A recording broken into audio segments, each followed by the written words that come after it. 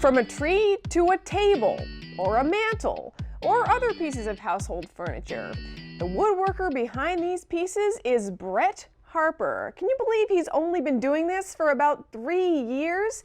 He's based in Salisbury, and as we're about to show you, Brett's crafting creations unlike anything you've ever seen. Be honest for a second. When you see a product made out of wood, be it a table, a countertop, maybe even the headboard of a bed, how often do you think about the tree it came from? Well, when you see a piece of Brett Harper's work, it's almost impossible not to. I was working in the carpentry field, and the more I dealt with just raw wood, I ended up just, after you end up sanding it down, I fell in love with the grain and everything, and just how it's got into it. And so that's what his woodworking shop, Harper Creations, is all about. Seeing the natural beauty in a piece of wood and making it shine. Sounds simple, doesn't it? Turns out this is an extremely time-consuming procedure. Basically, we have to a lot of times go pick them up at the, at the site, and then have them hauled here, and then we mill them. There's a couple different ways we mill them. But we have a big chainsaw mill, so we mill all the big stuff that way. And then it just has to go through a drying process. So it's generally slow. Just to give you an idea of how long this process can take, this piece of black walnut wood has been drying for 2 years. And then once Brett starts working, it'll be weeks or months until he has a finished product.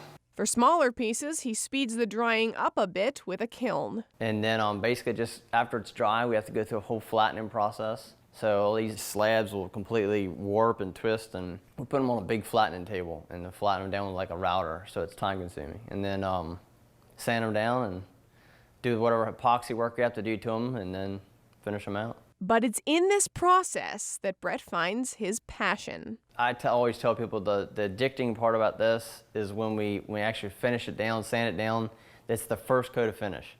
It's generally the first coat of finish, and it's just, that's what hooks you every time. Is it hard to see them leave sometimes? Yes. At least he knows everything going out his doors will be going through another set of doors to likely become a special part of someone's home. A lot of the live edge stuff is typically used for either coffee tables, dining tables, island tops, countertops. But it's branching out more and more all the time. People use them for barn doors in their house, like the barn door sliders in their house. A part of the home that company will not fail to notice. I have people all the time we've done mantles for that I still deal with on a business basis, and they will tell me that that's the biggest conversation piece in their house. Brett ships and hauls to customers throughout the lower 48 states, and he says for the most part, the lumber comes from our neck of the woods. Pretty much everything comes from the shore, from the Delmarva Peninsula. So a few pieces have come from outside the area, but pretty much Delmarva Peninsula. So we pretty much do what they call like urban salvage. So a lot of these trees are in people's yards in the city, and then when they get cut down, we're able to salvage them and cut them and see them made into certain furniture. Furniture, and in some cases, just pieces of art that you can be completely confident is different and can't be duplicated. There's no piece of wood that's the same, so they all got a uniqueness, which is cool. I've cut stuff before and didn't think I wanted to cut it, and later on fell in love with it. It was a cool piece of wood, so it's neat. He uses all kinds of species from maple to mulberry. He says a trend right now, epoxy tables.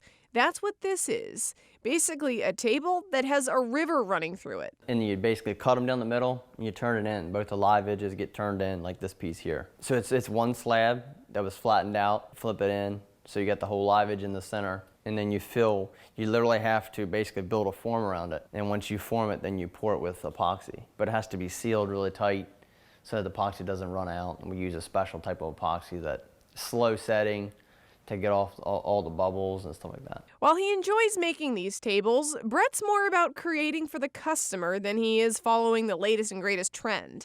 So he's happy to talk with you, hear your ideas, and make exactly what you want. In fact, his goal for the future is to get to know more of you.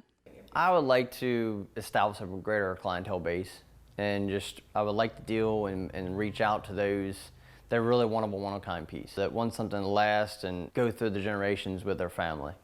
That's kind of what I'm looking for. I want to be able to supply somebody with a piece that's going to last through the generations of their family. So take a look around your home, and if any of your furniture needs a little sprucing up, get my drift? Ponder Brett's products, unique by design and sure to last your lifetime. Isn't that cool stuff? All right, well, Brett is very easy to get in contact with. You can call him, you can email him, you can reach out to him on social media. If you're interested, what do you think?